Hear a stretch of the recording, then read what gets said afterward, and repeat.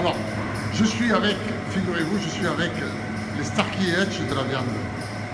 Je suis avec Thierry et Fredo, qui ont démarré cette aventure, donc c'est la société Agriviande, et cette aventure a démarré en 98. Oui, c'est bien ça. Vous vous connaissez à la fac étudiante. À l'école, ouais. Et vous démarrez avec des caissettes. C'était quoi l'idée de la caissette? On vendait la production de mon cousin qui est éleveur à Cassagne-Bégonniès et on commercialisait sa viande de veau auprès de particuliers en faisant des petits colis de 5 kg, de 10 kg. Et donc on se promenait un peu partout sur le département. Enfin, au départ, le département de l'Aveyron, après on a fait le Lot, le Tarn, l'Aveyron, et on allait vendre chez le particulier nos colis. Directement en porte-à-porte, en fait, où on proposait un colis équilibré de viande de bœuf ou de veau. Et on allait prendre les commandes la semaine, on finissait de préparer les colis en fin de semaine aux abattoirs d'Ordès à qui on sous-traitait la découpe parce qu'on était démunis de locaux. Et le week-end, avec un petit véhicule frigo, on allait livrer nos clients directement à domicile. Alors la société grandit et jusqu'en 2002, vous développez cette activité. En fait, en 2002, on s'est installé sur un premier bâtiment que la commune nous a mis à disposition sous forme d'atelier relais ici à Cassagne, en plein cœur du Ségala, où on a pu faire nous-mêmes notre découpe et continuer à livrer nos particuliers. Voilà.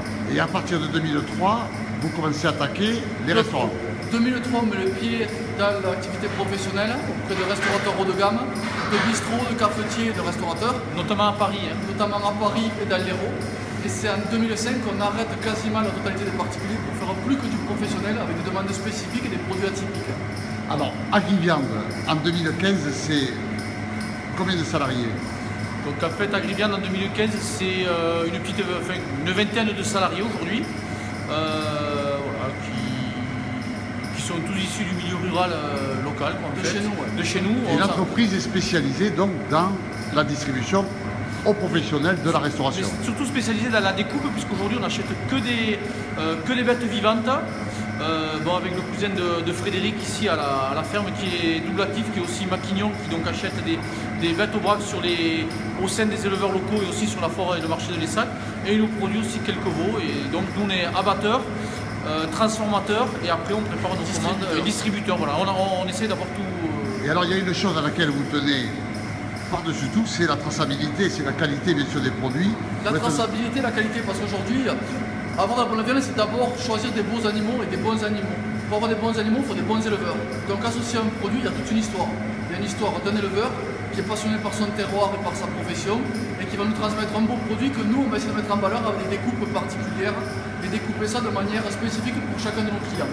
Aujourd'hui, il n'y a rien de standardisé dans notre découpe. Aujourd'hui, chaque demande spécifique d'un client est totalement prise en considération pour qu'au final, il ait le produit qu'il désire vraiment. Voilà. D'ailleurs, le but de notre rencontre aujourd'hui, c'était de vous montrer qu'on avait tué une dizaine de bêtes d'exception et que ça serait bien d'en choisir une pour mettre en tant que fougasse. Parlons-en justement, ces bêtes-là, donc, on appelle ça le bœuf de Pâques.